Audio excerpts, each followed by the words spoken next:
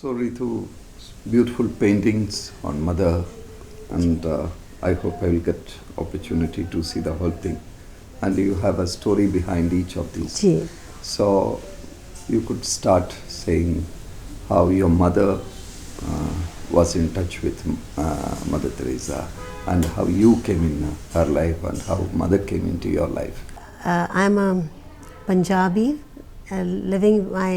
My father and my family were all in Pakistan. We are from Pakistan, refugees, and we were staying in Punjab.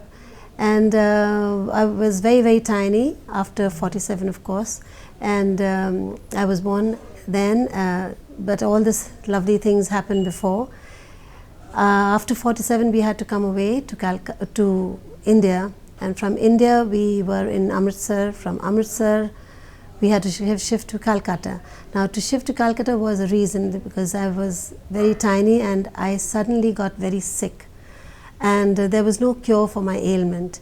Some doctor who's researching into this ailment, why don't you take your daughter to Calcutta? So when my mother, she brought me to Calcutta. That is how we first started our journey, coming to Calcutta. And she went and looked, she took me to the doctors and things. And then we were trying to get my mother was trying to get some cure for me. But in the meantime, she was so upset and so dejected that she always wanted I wish that I could get, or she could get, somebody who she can fall back on as a spiritual person. So her friend suggested that there is a lady called Mother, and she is in Calcutta. Why don't you go and meet her? So when my mother went there, we're talking about the 50s, she met Mother, and it was like love at first sight. Both of them took to each other so nicely, and they never separated after that. So Mother always, made Saroj, my mother, feel like as if she was one of her sisters or one of her associates. So this is how my mother started working with Mother and being very close to Mother.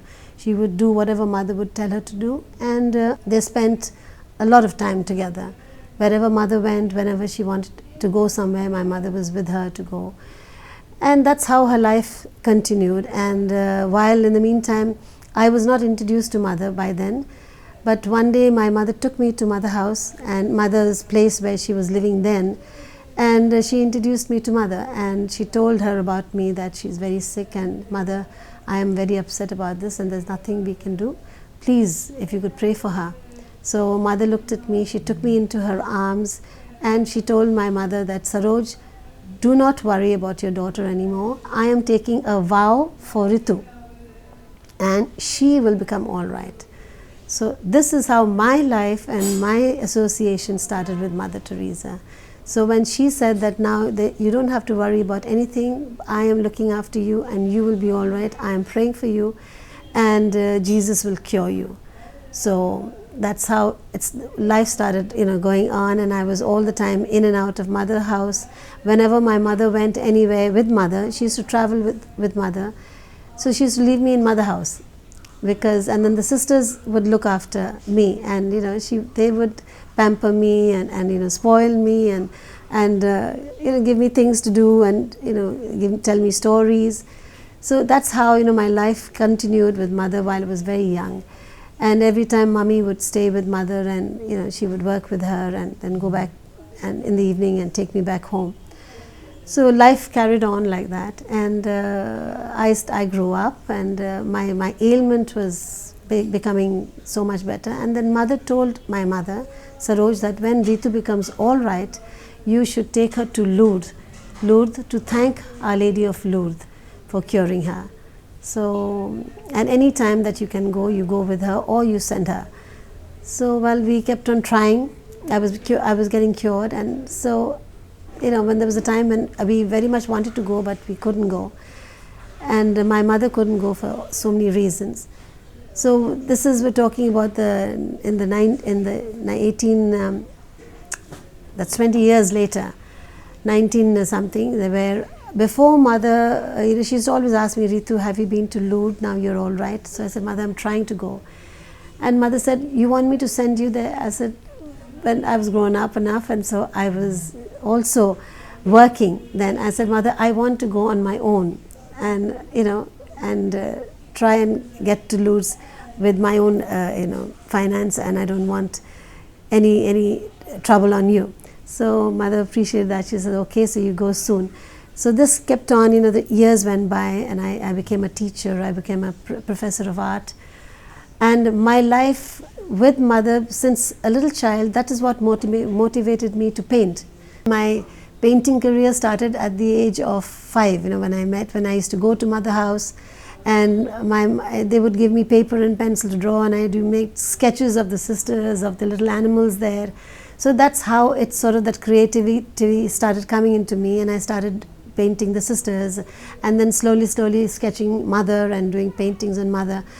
So this was my beginning. Before my schooling and then my college, I joined the government art college to continue with my paintings, because it was a wonderful topic, that my mother, and I'm painting her and her home and her sisters, and that everything was revolving around mother house and mother. And though I did lots of other types of paintings, but initially with everything would turn into somewhere mother is there. So this is how it started my career. And then of course after college I got a job in La Martiniere for boys, where I was a professor of art. For 33 years I painted, and I was teaching boys how to paint. And that it went on. And one day when mother asked me, Ritu, have you been to Lourdes? So I said, no mother, I couldn't go. I'm trying very hard and I want to go, but I'm not getting an opportunity. I can't go alone from here, so I need someone to take me. So she said, the second miracle that took place. So she says, okay, you go home and start preparing, and you will be able to go this year. Why she said that, it doesn't, I don't know, but we never questioned her for anything. So we went, and when we left mother house and came home, and I suddenly get a call from Germany saying that, Ritu, you've always told us that you want to come to Lourdes. I will take you to Lourdes. Now this happened to be my mother's cousin, who out of the blue just called us and said, why don't you come? You come and I'll take you to Lourdes, and I will get your vow fulfilled. So this was one. I've had so many miracles done, it was like a miracle. This is happening so suddenly that I was not even prepared for it. But then I said, okay. So he says, why don't you come this week? The next week your uncle is coming to America. You come with them. Get off in London and then take the flight to to Hamburg. I'll be there for you. So I said, okay.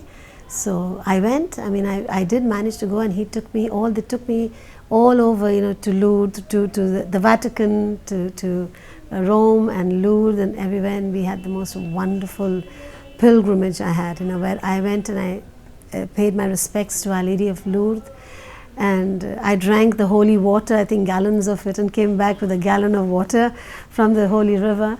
And the people at the airport said, what is this you're carrying? So I had to say, this is all, what are you carrying? I said, this is the holy water of Lourdes.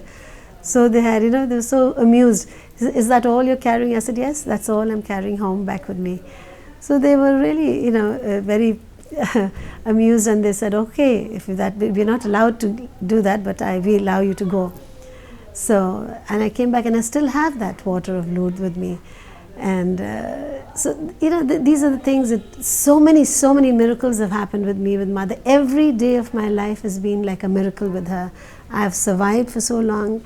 I've had so many ailments. The 3 major miracles she did was one when I was a little girl, then when in the year 1976 I got very sick, she again cured me. Then I had meningitis, and then she got me back. Nobody survives of meningitis, but I did. I made history in the medical history. They told me, they said, the Bellevue Hospital says, ma'am, they're telling my mother, whoever's come with meningitis has never gone back, but your daughter's gone healthy, and nothing wrong with me, absolutely nothing. I would like to ask you one question. You are asking me, but I'm going to ask you one. Do you know why mother was sent to Calcutta to work here? When she was just 16 years old, she came from Albania to Darjeeling, and from Darjeeling to Calcutta. why? This is one question I've always wanted somebody to give me an answer, that why did mother come to Calcutta, and what was the reason, and who sent her here?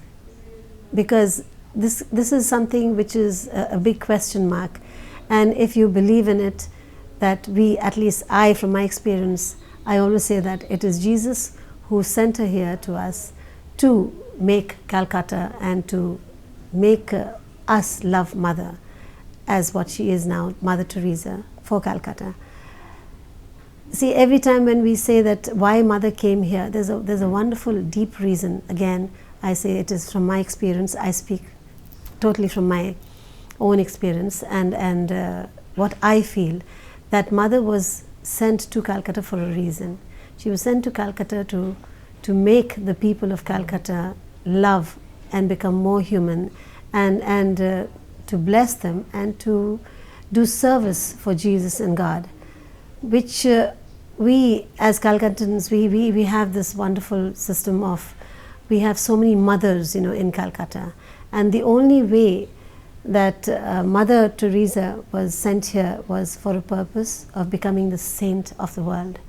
Now this could only be done in Calcutta. Why in Bengal? Because the woman deity, rather the woman is worshipped in Bengal, and we have so many women deities and so many Ma's in Bengal, that she automatically, with her service, with her love, with her beautiful presence, she became to be known as Mother and Mother of all.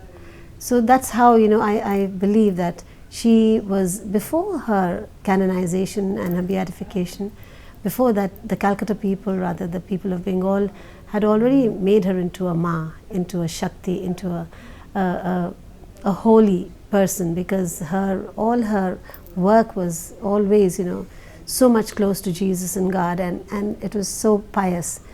So Calcutta had already proclaimed her as a saint before she was given her sainthood.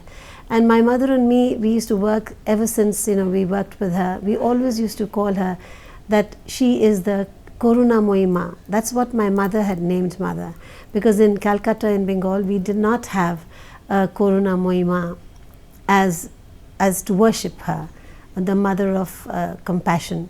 We don't have a Mother of Compassion in Bengal. So Mother automatically was given this upadhi, just one says, this special name, and saying that she was the Karunamoyi Ma of Bengal and of the world. And so when she was canonized and made into a saint, we were always worshipping her as a saint much before her sainthood.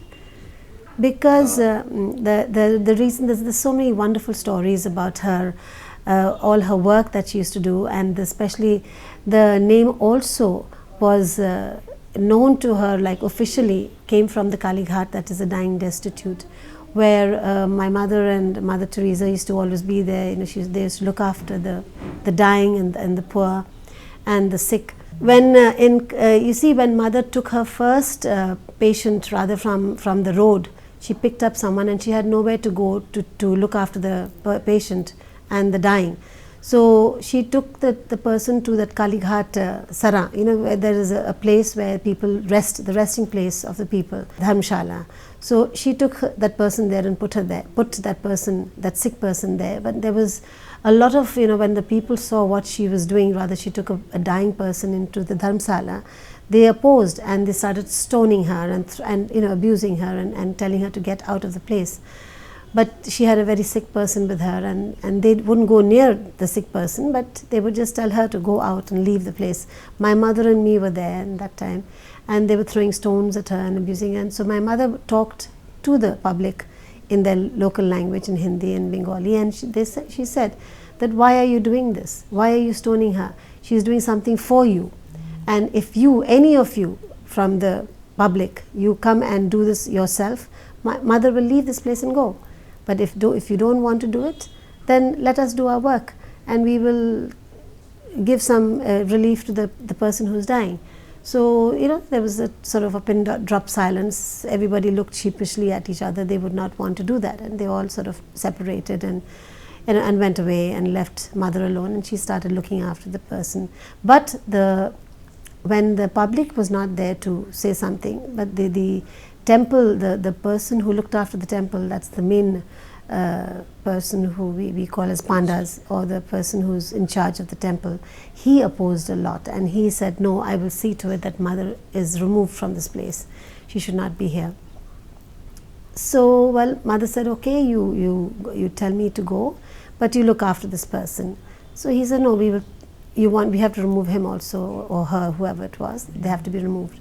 So by then mother had 2-3 sick, dying, very, very dying people in there.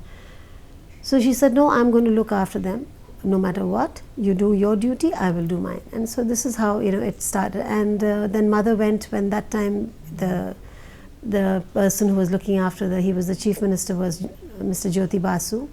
She went to him and she asked for this place, but in the meantime, it was becoming quite nasty that person, they were always irritating mother and trying to get her out of that place. So one fine day, what happened was the panda, that main guy from the temple who was always opposing, he got very sick.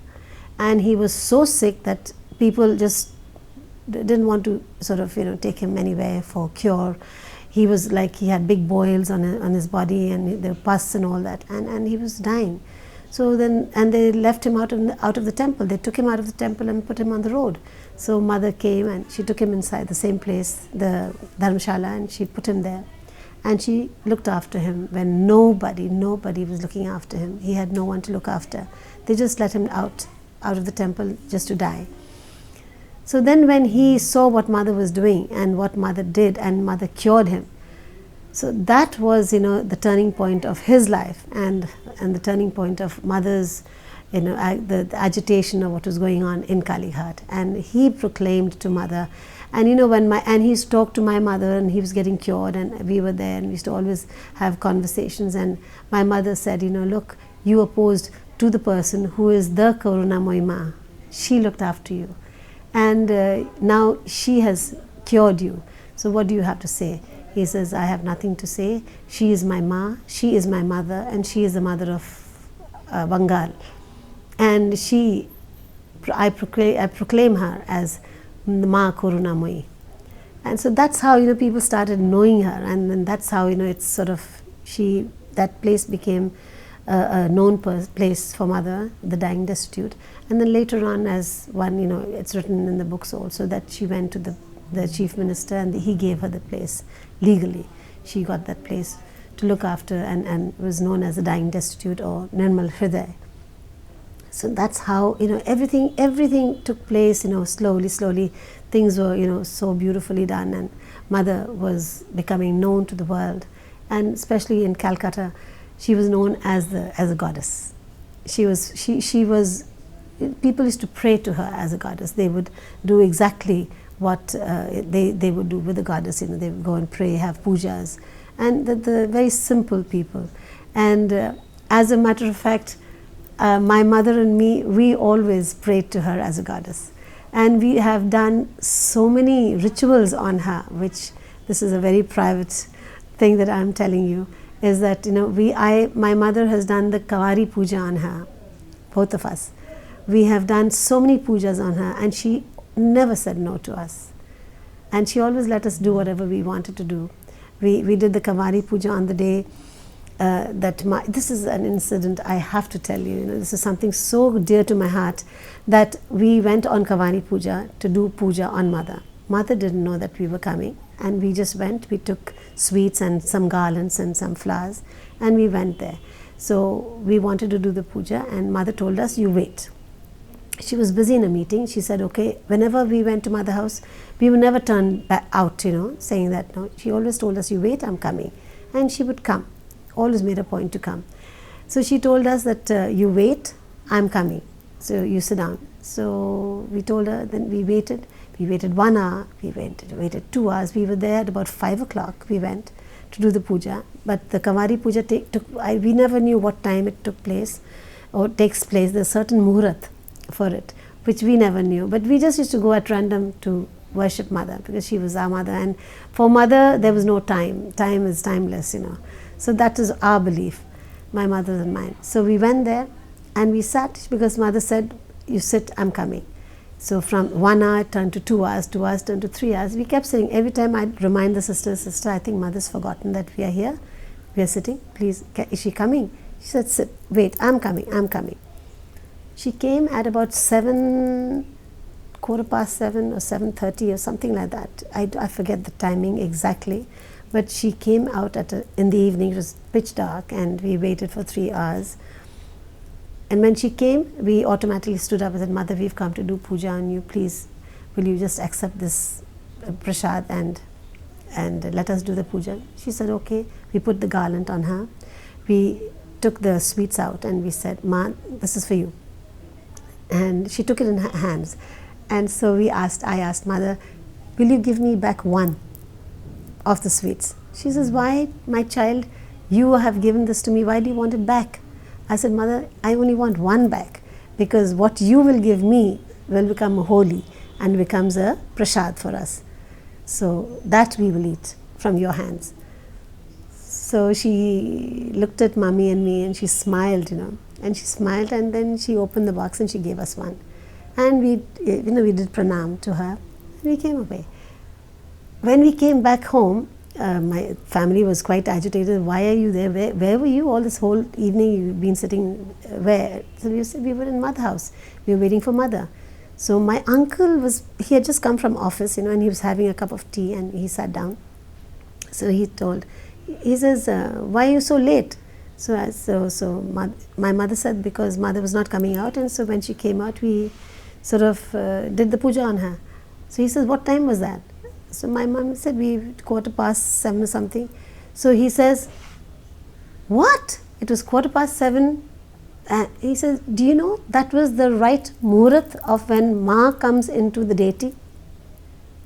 So we have the puja mein, jab Kali puja hota hai, Durga puja hota hai, the Pandas pray that the right muhurat jo hota hai, wo jab when it happens, it comes at a certain time when Our Lady, is blessed with the deity, gets the spirit of Mother into her and she comes alive. So that was the muhurat, and that was the moment when we put the garland in her neck and we took the prasad. And Mother never ever opposed. This is so beautiful, something so uncanny, and so it gives you goose pimples when you talk about this. It's a miracle. Like, for us, these were the miracles. And we were in the seventh heaven. My mother, she was like in a status, where she's totally flawed. She said, really? We waited for so long for the right muhurat. And she called us then. And she came out then, that moment. So, it's a believe it or not. You believe it or you don't. But for us, we believed in it and we were there. So these wonderful moments have occurred in our life, like for 60 years being with Mother. And each year, and there's a wonderful little moment also, if you want me to say that. There was a time when Mother was roaming a lot, and she was always invited to go abroad and things like that. So we used to always go in and out. Whenever Mother was there in Calcutta, we made a point that we go to see her and take her blessings. And anything that has to be done is not without Mother's blessings. It has to be done with Mother's blessings. So my mother and me, we were coming from Park Street. We were in a taxi, and we took some, my special cake shop was there. So we took some cakes. I said, Mama, let's take some cakes and go home. Then before going home, Mommy said, let's go and see Mother, and then we'll go home. But not realizing we were not in our own car, we were in a taxi. So we had this little box, small little box of cakes, and the sponge cakes, my favorite. And we were going. So we got down in Mother house. Then we realized that there were about 300 sisters standing in a line, in a queue, waiting. So I said, what's happened? What's happening? So Mother is leaving out of India. So she's gone somewhere. She has to catch a plane in another hour. She hasn't come back. So we're all waiting to take her blessings. And so when she comes, we will take her blessing and she will leave tell us to do whatever she has to tell us to do. So you said, the sister said, you wait, Ritu, you wait, Saroj, you wait. She's coming any moment. This miracle is that we did not know that she was going. We did not know that she's going abroad for a long time. And we did not know that there's a queue over there. So we just landed up there and we waited. So Mother came suddenly. She just came. And my mother was, she had a little box in her hand and she didn't know where to put it. We were in the parlor. And we were outside, rather, next to the gate where mother was coming, and there was a staircase then outside. This is a new rebuilding, this is different now. Earlier it was like that. So mother came and she just ran upstairs. She saw my Saroj, that's my mother and me, and she says, Saroj and Ritu, you wait, I'm coming. So she ran upstairs. She was in such a hurry. She went up, she went to her room to freshen up and came down again. And my mother in the meantime had that box and she was trying to hide it. I have brought this now, mother is coming and if she sees this and I can't take this from mother house, it's a holy temple. How can I take something out from here? So she didn't know what to do with it. So she was trying to keep it here, keep it there, hide it behind her, and she kept it around behind her saris, thinking when mother comes, she should not see it. So then when mother came down quickly, from the top of the stair, she tells, Saroj, give me that box that you have in your hand. I will eat it on the way because I'm very hungry and they will not give me anything to eat on the plane. My mother got, she became like, she just became like a statue. She didn't know what to do. She said, after just a few seconds, yes mother, and mother just took it. She just took it from her hand and she went away. That's it. And my mother just stood like a statue for nearly an hour or half an hour, I don't know what. We were so stunned. She was hiding it behind. How did mother come to know that she had some cakes with her? Or whatever. And she says, you give it to me, I'll eat it on the way. She took it. And she came back after about 3 months, mother came back. The first time when we again went to see her, we came to know she's come. Mother says, Saroj, your cakes were very nice. I had them on the plane because they refused to give me anything to eat. So, these incidents, these things that we were so close to mother for a reason. We were so close to her because these miracles, I call it a miracle. This was a miracle. And this is how it used to happen. Each day was a miracle for me. Each day was a miracle for my mother. And here, in this house, you won't believe it. Again, it's believe it or not. Whenever we pray for something to mother, it happens. I get it. If I pray for something, I always get what I want. And mother listens. For example, this book, coffee table book, is a miracle again. I prayed very, very hard. I said the memoraros, what mother used to tell me, say the memoraros, you get it done. She used to tell me, do your prayers with your heart and it'll happen. So I prayed for this and somebody just offered me the book, said, we'll do it for you, out of the blue.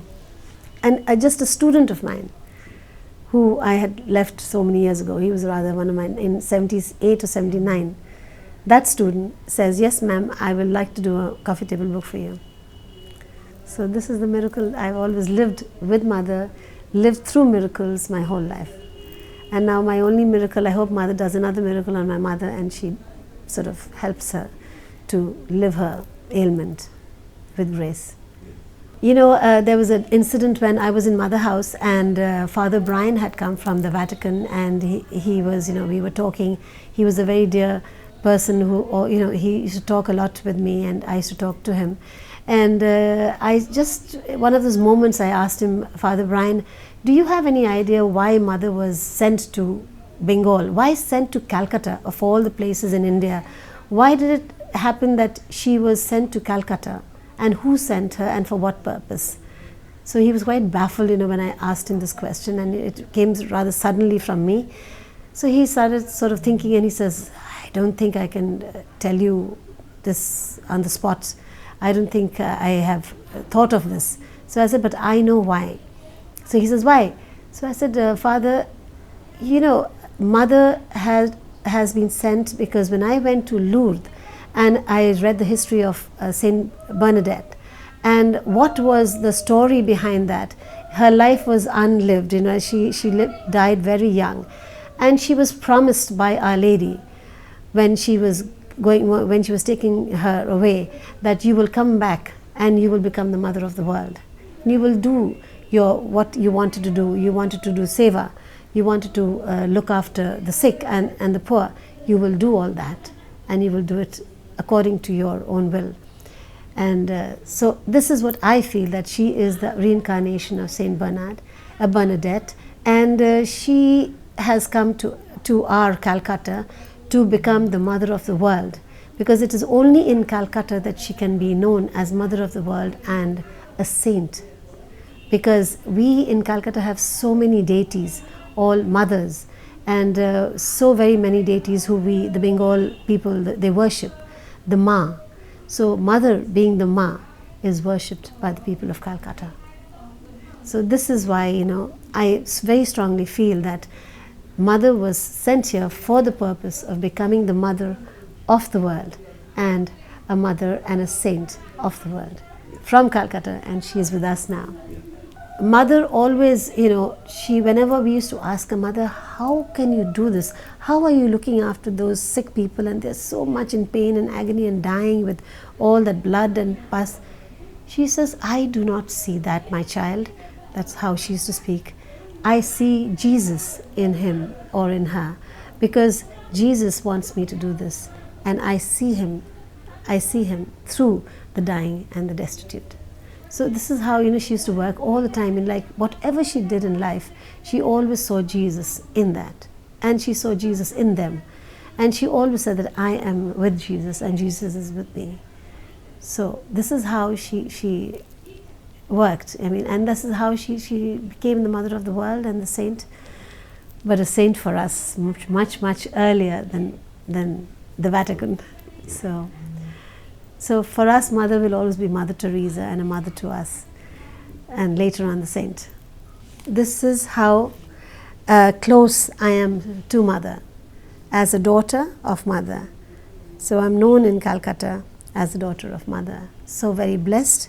And this book is a special book on mother, which was made by a student of mine, which again is a miracle. This is again a wonderful miracle, that this book is on the saint of Calcutta, memories and paintings and my memories and my photographs and my precious moments which I have taken on camera are here in this book. So this is the foreword. This is, that the Khabar Pe My Bouquet is when she gets the news of her Nobel Prize, the daughter in mother's arms. This is the translation. So the story is all here a little bit. This book holds a little story about mother and all the incidents, small little incidents. This is the first portrait that I painted of young mother.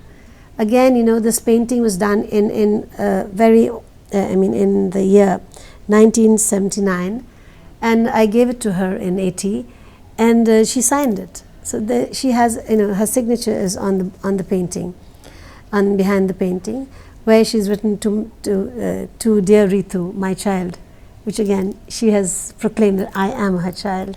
So these are the wonderful moments, that, and this painting is so precious and so beautiful that I have managed to capture her essence on the painting. So it's something very, very special. And Father Brian saw this painting and he said that this is the only painting and the first painting in the world that looks like Mother Teresa. So I am totally blessed because of this. And this is the first painting which I presented in her parlor. Again, it is signed by her.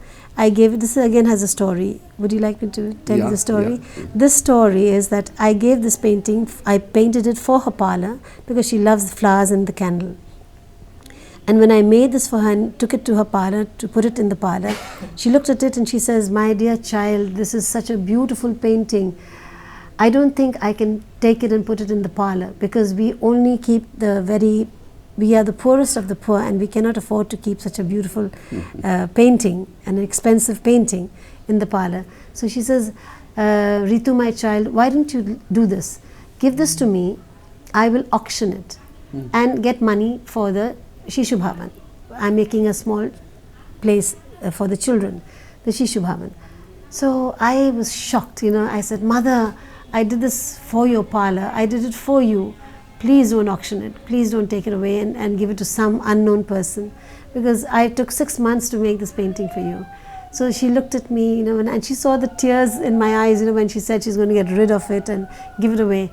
So then she said, okay, child, I will not give it. I will not auction it. Do me a favor. You have given this to me. She took it in her hands and she said, now it's mine. I said, yes, Mother. Now I'm giving it to you to keep it for me. And she gave it back to me. Okay. And I took it. So I brought back the painting So everybody in the house asked me, you took it for mother and you have brought it back. He says, mother has signed on it. This is her gift that I have given her, and she's given it to me to look after, because she says that she cannot put this in the house. So I have this with me. So this is the story, she was absolutely, amazing, wonderful. That also shows her the love, and she had so much of love for me that she didn't want to hurt me. I give her something and she says, now you take it back and look after it as my gift, as mine. So I see another point. Yes, tell me. Of course, the love. The love, yes. Religious, one part, what you experience is love, that is Absolutely. there. I experience another aspect, a lesson for me, that uncompromising principle. She has that principle that we won't keep expensive things. Yes, no. You are giving gift as a gift. Absolutely. Anyone else Yes. would accept it. Yes. And make a compromise with that. Ji. But this is uncompromising principle, standing firm, because that love for poverty, personal poverty, Yes. and institutional poverty is more important Ji. than anything else. Absolutely. So she gave it back to me and I took it, and everybody, when you come, you brought it back. So I said, yes, I brought it back, because she said it's her gift. She wants me to keep it for her. So I cannot refuse mother. So I brought it back. Same way, this portrait. This portrait was presented to mother. She put it in her first love, that is the Nirmal Hriday. It was there for so many years till she was alive. She herself hung it on the wall. And then, after she left this world, one day Sister Nirmala rings me up and says, Ritu, you have that wonderful portrait of Mother Teresa there in Mother House in the Nirmal Hriday. Do you want it back? I looked, on the phone, I said, sister, you want to give it back to me? She says, yes, because if it is left there, somebody will take it away. So you go and take it. So I said, but sister, give me something in writing so that they will give it to me. So she wrote a little note. I went to Mother House. She wrote a note, please give the painting back to Ritu. And they gave it back to me. Now I have it with me. And it is priceless. Because she understands that it is a relic. So she gives me back the relic. Yeah. She doesn't want it going into anybody else's. Sister Nirmala had that quality. She had that quality. She always believed in that quality, that what I have done for her, and then if mother is not there, it should be returned to me. Which, again, it's a wonderful, wonderful gesture. And I am totally floored, because when she gave it back to me and I got back a relic. And this over here also, these two paintings are also signed by her. This is very powerful. This is Albida. Really shows her real and this stature. is the house, Mother House. Yeah. And this is the in and out. And if you go there, it's written that Mother in, because she's now totally in.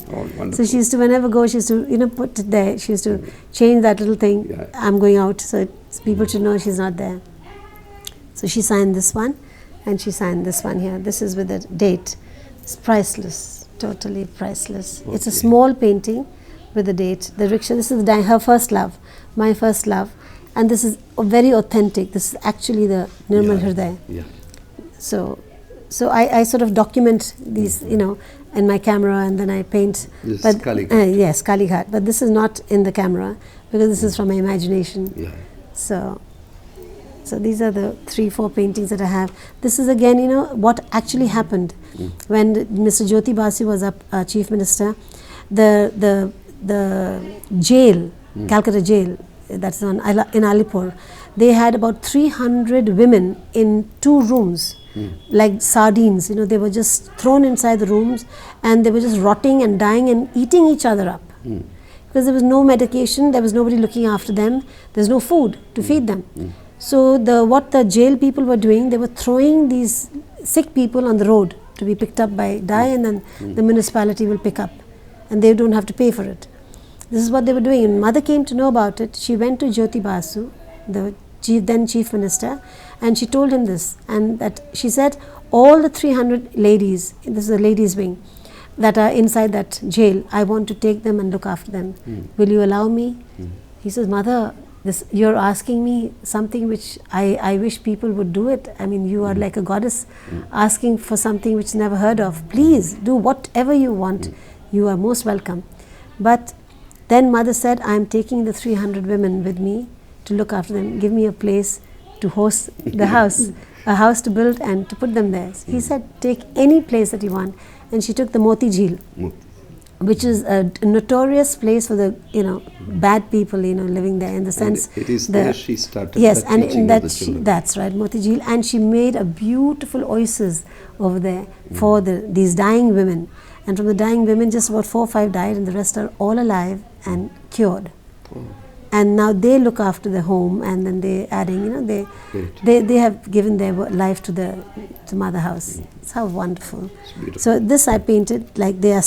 This is a jail, shackled, and the women are also shackled within. They love to be shackled. Women are Indian women, Bengali. It's a Bengali taant sari, Bengali woman, and mother is standing there. So I named this painting Resurrection, that the 300 women were resurrected by Mother Teresa.